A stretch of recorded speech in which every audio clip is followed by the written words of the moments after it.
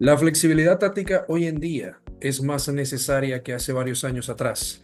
Los cuerpos técnicos, debido a los avances tecnológicos en todos los ámbitos, tienen a disposición todas las herramientas necesarias para estudiar a los equipos en menor tiempo, y lo que podían analizar en semanas o meses, ahora lo pueden hacer en pocos días. Así como también estudiar el comportamiento con y sin balón de los jugadores diferenciales en ataque, los cuales suelen ser los factores decisivos para inclinar la balanza a favor en un partido atascado. Para mí, no todo se puede reducir a fichar cracks para resolver partidos hoy en día. A pesar de que el fútbol es de los jugadores, las variantes estructurales en el equipo son necesarias para potenciar sus virtudes. Ya puedes tener 6 Vinicius o 6 Mbappés o 6 Salahs, que como no tengan su día y tampoco tengan soluciones, dependes de lo que el rival deje de hacer para poder sacarle provecho al marcador. Y esto no es sostenible en el tiempo. Ya lo hemos visto en ciertos partidos de Champions, de Liga, cómo los equipos muchas veces tienen plantillas muy costosas y equipos con plantillas menos costosas pueden hacerle partidos redondos. Y es que el Barcelona comienza a demostrar que tiene puntos débiles que le están impidiendo ganar partidos. Partidos como el de la Real Sociedad contra el Español ya nos empezaron a dar síntomas de lo que el rival estaba intentando descubrir sobre la salida de balón del Barcelona, sobre el ataque en estático en campo contrario, y que evidentemente ya hoy en día nos deja claro que no era solo un mal día, es que eran síntomas de que este equipo estaba siendo muy bien estudiado y no estaba evolucionando al respecto. Ojo, dejo claro, esto no es una crítica a Flick. Yo creo que hoy en día nos hemos dado cuenta que Flick tiene una plantilla bastante limitada y que pues magia no puede hacer. Este va a ser el video en el que vamos a explicar el por qué los tres centrales, y en el video siguiente va a ser el cómo se aplicarán en el campo el uso de los tres centrales, ¿vale? Ahora bien, el Barcelona comienza a demostrar que tiene esos puntos débiles cuando no logra sacar una diferencia considerable en el primer tiempo. El Barça de Flick hasta el partido versus el Español, quien en el segundo tiempo casi logra remontar el partido, y se recordarán. Recordemos las palabras de Manolo, el técnico de los Pericos. El Barcelona tiene fortalezas, pero también tiene debilidades. Había jugado 14 partidos entre Liga y Champions, sumando 36 puntos de 42 posibles, 86% de los puntos. Eso fue desde el Valencia hasta el Real Madrid. Y contabilizando desde ese derbi catalán hasta el partido contra el Atlético de Madrid, el Barça jugó 11 partidos, obteniendo solo 17 puntos de 33 posibles. Es decir, 52% de los puntos. Vamos a ver ahora, a partir de ahora, todas las estadísticas, las diferencias abismales que hay en todo, para que se den cuenta que esto no es solo un simple bache. Un descenso en el rendimiento de aproximadamente el 34%, que es demasiado. Evidentemente no es un bache deportivo, que está por lo general relacionado a la fatiga o a alguna curva descendente de rendimientos individuales. Ahora, el Español fue el primer equipo que, si ustedes se acordarán, aplicó el sistema que comenzó a complicar el rendimiento del equipo, que fue ese mítico 4-1-4-1 y el 5-4-1 más defensivo, que a veces podía ser un 5-3-2. Fíjense que equipos como la Real Sociedad, el Celta, Las Palmas, el Leganés, el Betis aplicaron esos sistemas y lograron sacarle puntos al Barcelona. Fíjense, el Barcelona marcó en estos 25 partidos 72 goles, 33 goles. Ojo, que para mí este es el dato más importante: 33 goles en el primer tiempo y 39 en el segundo tiempo. 17 de esos goles vienen en el segundo tiempo, luego de haber conseguido una ventaja por 2 goles al finalizar el primer tiempo. Es decir, el 24%, que representa aproximadamente una cuarta parte de esos 72 de los goles totales anotados, llegan gracias a que el rival tiene que asumir riesgos en el segundo tiempo. Y eso Flick lo aprovecha con las transiciones rápidas que parten del bloque medio. Vean que ahora se habla mucho de que el equipo está dando un bajón físico, y no es exactamente eso. El tema está en que el planteamiento pasaba por romper al rival, y entiéndase romper como marcar en el primer tiempo, como mínimo llevar el marcador a una ventaja como mínima de 2 goles o más. ¿Qué sucede? Que claro, el rival en el segundo tiempo tiene que salir a buscar el marcador. Al salir a buscar el marcador, el Barça no necesita una presión tan alta porque ya hizo una presión bestial en la primera parte y logró, digamos, consolidarlo en el marcador con una ventaja considerable. El Barça se colocaba en una especie de bloque medio alto, y Flick por lo general refrescaba la delantera, y ya se los voy a explicar al final del video, para aprovechar esos espacios que dejaba el rival y siempre estar fresco y poder marcar goles. Fíjense que tanto los titulares como los recambios, jugadores como Pau Víctor, Pablo Torres, Ferran Torres, Fermín, este tipo de jugadores han marcado muchos goles así. Por lo mismo, ¿por qué? Porque también tienen muchos espacios para accionar. Es parte del planteamiento. Vamos con unos datos. Del partido versus Valencia hasta el Real Madrid, 14 partidos. Ojo, el Barça generó 35.26 goles esperados o expected goals y 4.28 grandes ocasiones por partido. Anotó 43 goles, 3.1 por partido. Pero fíjense que la diferencia entre los 43 goles y los goles esperados, que son 43 menos 35.26, es una diferencia de 7.74 goles entre lo marcado y lo esperado. Eso es algo que no es sostenible en el tiempo. Ya eso en algún momento iba a bajar. El tema es que bajó demasiado. Lo normal es que en el global el equipo se pueda mantener entre 2 o 3 goles más por los goles esperados. El tema es que el Barça estaba marcando por cada 3.3 goles marcados, encajaba uno.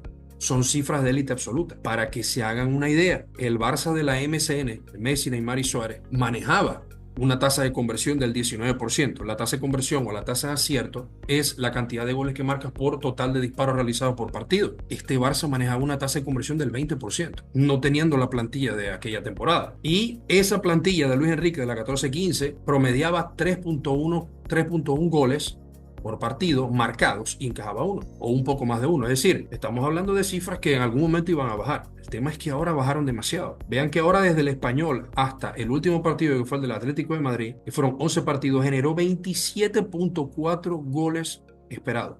Anotó 25, es decir, 2.27 por partido, de 3.1 a 2.27. Y ojo que hago un paréntesis, el Barça de Xavi nunca pasó del promedio de 2.3 goles por partido. Más sin embargo, logró sacar los puntos. Es decir, todavía marcando 2.2, 2.3 goles por partido, puedes hacer que esos goles valgan más de lo que el Barça, de lo que les valió a este Barça de Flick desde el partido del Español hasta el partido contra el Atlético de Madrid, que sacó muchísimo menos puntos de lo esperado. Entonces vean que entre los goles marcados y los esperados fue una diferencia de menos 2.4. O sea, de estar muy por encima, estuvo muy por debajo. 3.9 grandes ocasiones creadas, está bien, es bastante.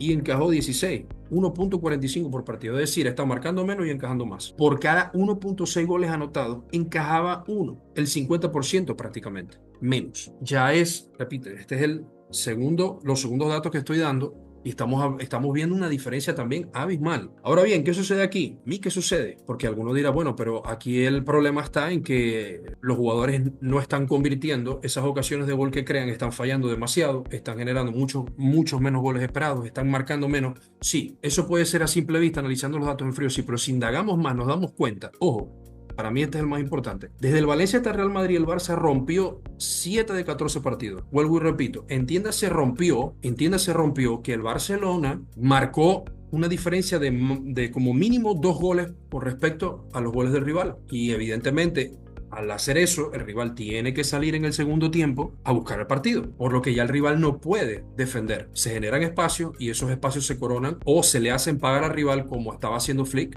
que era posicionando ese bloque intermedio alto, refrescando la delantera y evidentemente marcando esos goles. Fíjese que muchas victorias el Barça las comenzaba logrando por un 2-0 y luego les terminaba en el segundo tiempo marcando 3 o 4 goles más. Es decir, marcaba más cuando el rival se iba hacia adelante, luego de romper el marcador. Entonces, 12 de 14 partidos, por más de 2 goles en el primer tiempo. 7 de 14 y el Barça terminó ganando 12 de 14, es decir, el 86% de los mismos. Aquí estamos quitando los partidos de los Osasuna contra el Mónaco. Evidentemente uno fue por rotaciones masivas entre jugadores del filial, jugadores que son poco habituales, y contra el Mónaco, que por supuesto fue un partido que se jugó prácticamente los 90 minutos con 10 jugadores.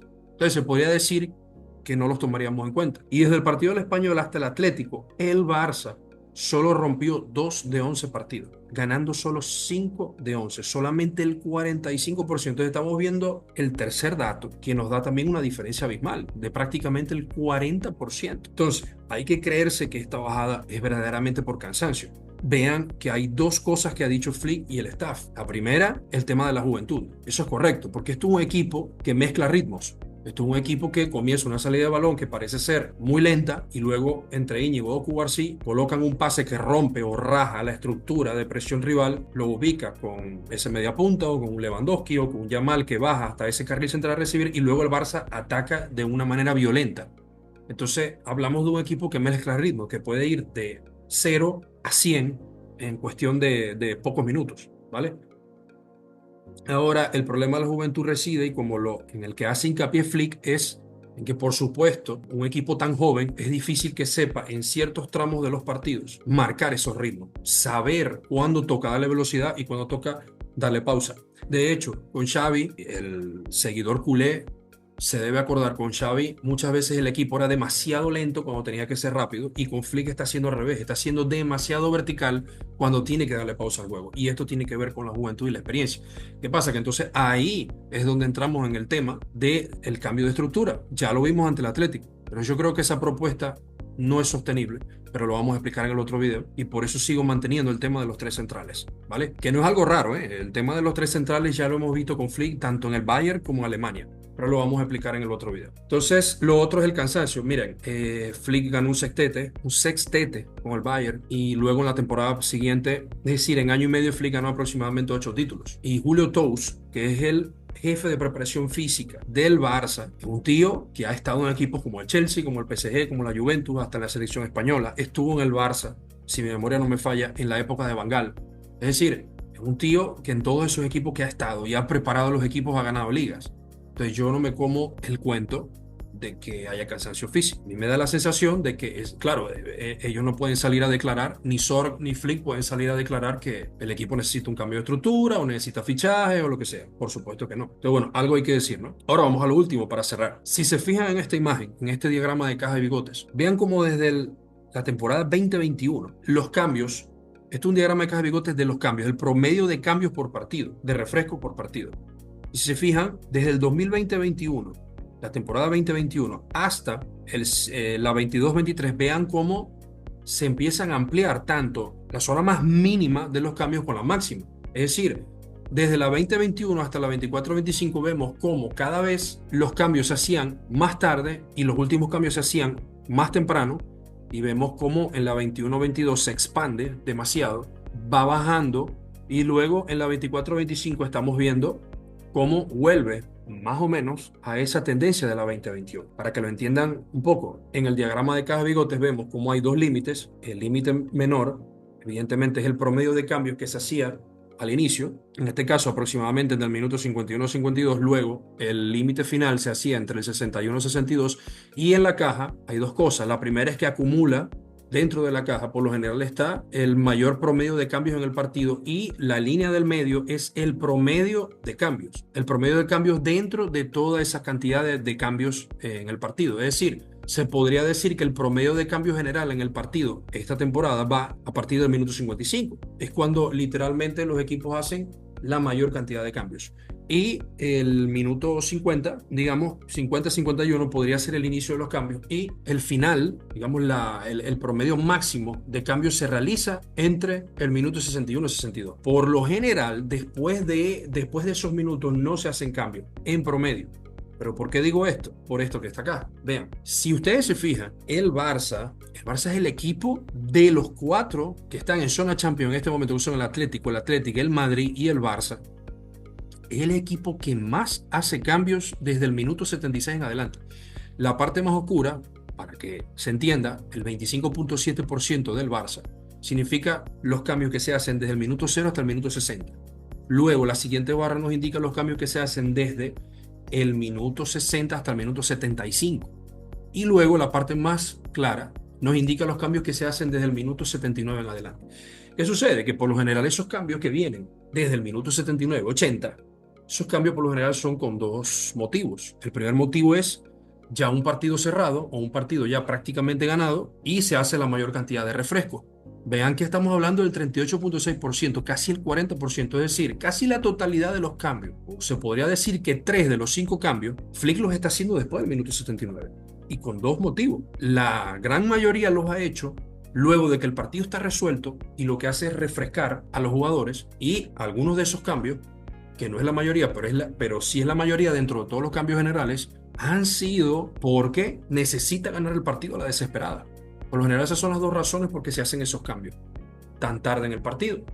Y vean que Flick ha hecho 119 cambios en los 25 partidos.